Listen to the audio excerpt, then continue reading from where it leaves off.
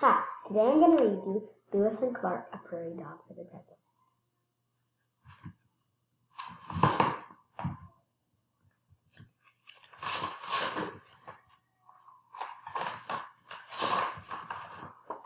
In 1803, Thomas Jefferson was the President of the United States. The country was still new. It was also very big. It was so big, no one had ever explored it all. President Jefferson wondered how long it would take to reach the Pacific Ocean. He wondered what the land was like along the way. The president wrote to his friend Meriwether Lewis. Lewis was a soldier. He wanted to be an explorer. Lewis's buddy William Clark wanted to be an explorer too. Lewis and Clark went to see the president. "I need someone to explore the West," said the president. "We'll do it," said Lewis and Clark.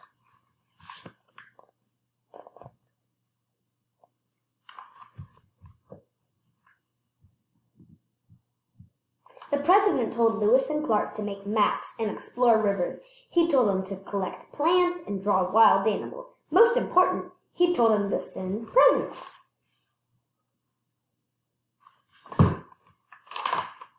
Lewis and Clark needed helpers for their journey. They took soldiers, scouts, and boatmen. Lewis even took his dog.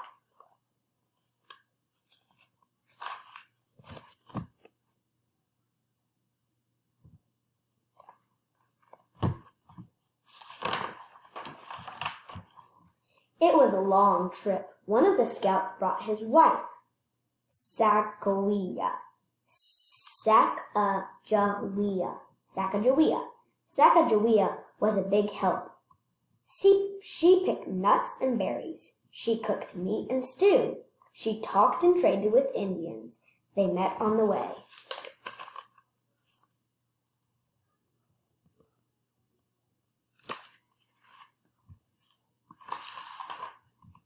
Out west, Lewis and Clark made maps. They explored rivers. They collected plants.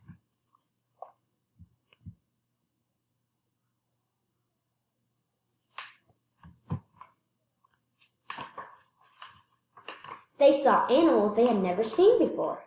They saw buffalo. They saw grizzly bears. They saw jackrabbits with long ears. They drew pictures of the animals. There's grizzly bear, a jackrabbit, and a buffalo.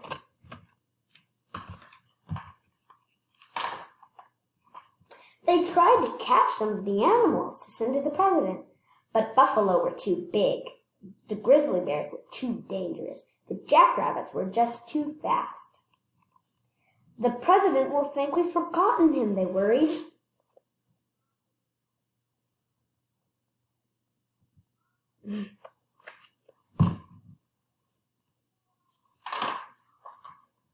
One day, Lewis and Clark came to the prairie.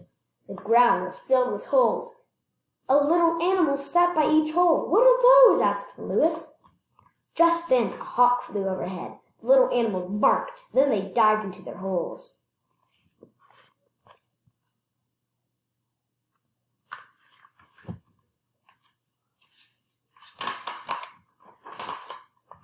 "Let's catch one of those rascals," Clark said.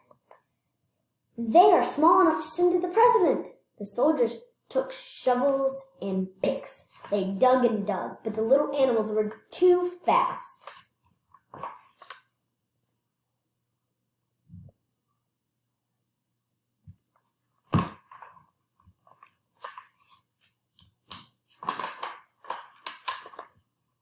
"Let's flood them out," Lewis said.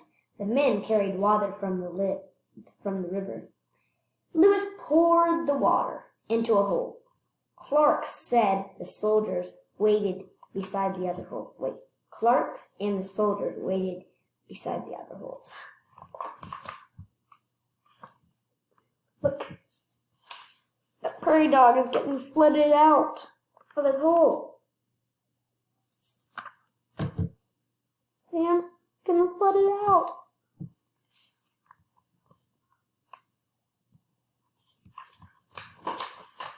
They waited and waited and waited. Then one of the animals popped up. "I got it," said Clark.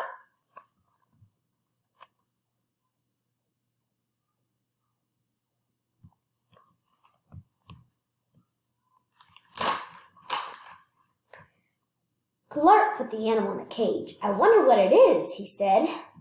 Lewis laughed. It's a wet rodent. You can call it a ground rat. No, said Clark. It looks like a squirrel. It's called a barking squirrel. Squirrels don't bark, said a soldier. Dogs bark. We should call it a prairie dog. That's it, Lewis and Clark agreed.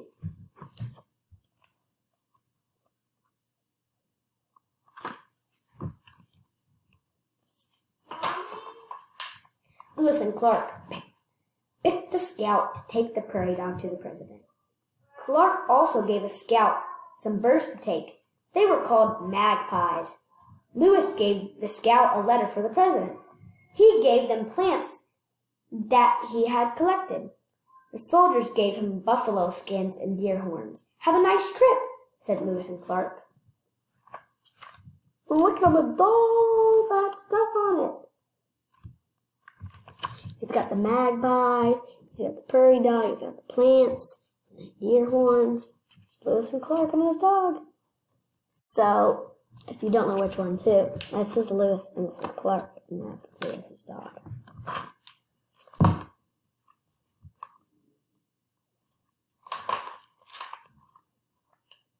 The scout and the animals rowed a barge down the river.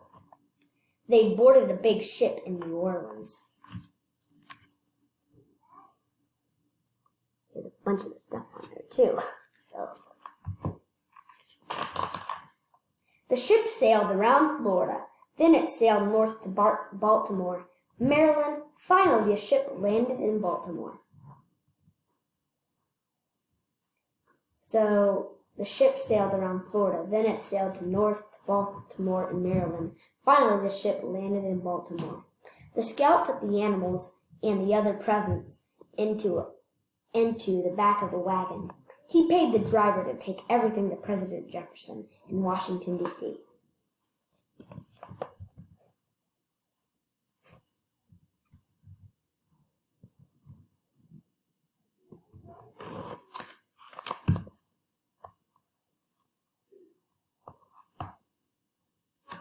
So it says they traveled the Mississippi River, then they came to New Orleans, sailed around Florida where I used to live, and then came to Baltimore and Washington, D.C., and the United States. So it was so tiny, I think, back then.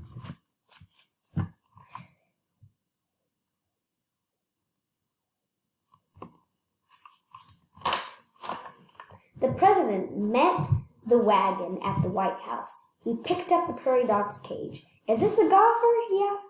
No, said the driver. I think it's a woodchuck. President Jefferson read the letter from Lewis. A soldier named this creature a prairie dog.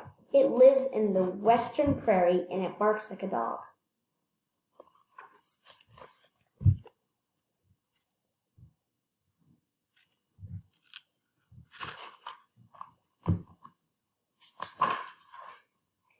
The president gave the prairie dog a piece of apple. Chomp! The prairie dog gobbled it right up. The president laughed. Americans will want to see this little fellow, he said. I will send these fine presents to Mr. Peel's museum.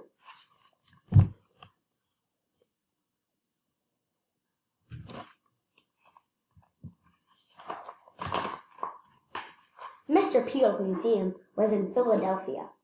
The prairie dog and the other gifts rode in a stagecoach to the museum. It was a very bumpy ride. Mr. Peel loved the presents. He sent President Jefferson a thank you note. The prairie dog is a pleasing little animal. He is not at all dangerous like Groundhog, he wrote.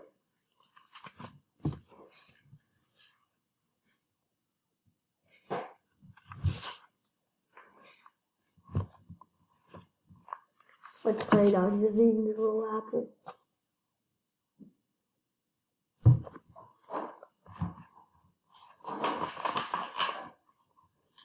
Mr. Peel put the cage in a sunny room. Children came to see the prairie dog. Artists came to draw a picture. to draw its picture. The visitors touched the buffalo skins and the deer horns. They stared at the magpies. The American West must be a wonderful place, they said.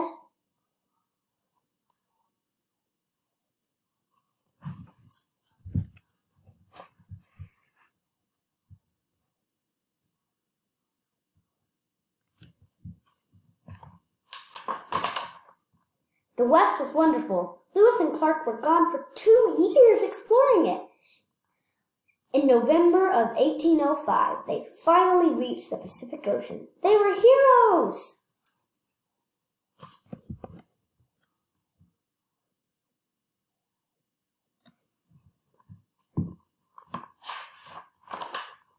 If you travel west today, you can still see some of the sights Lewis and Clark saw. You can see grizzly bears and buffalo. You can see jackrabbits and magpies. And if you are lucky, you might even see a prairie dog.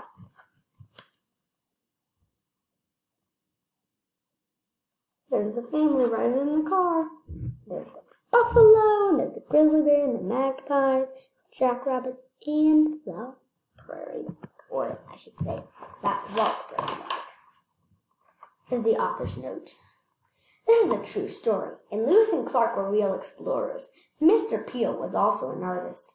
He painted these pictures of Lewis and Clark and put them in his museum. Today, the museum is called Independence Hall. Meriwether Lewis and William Clark.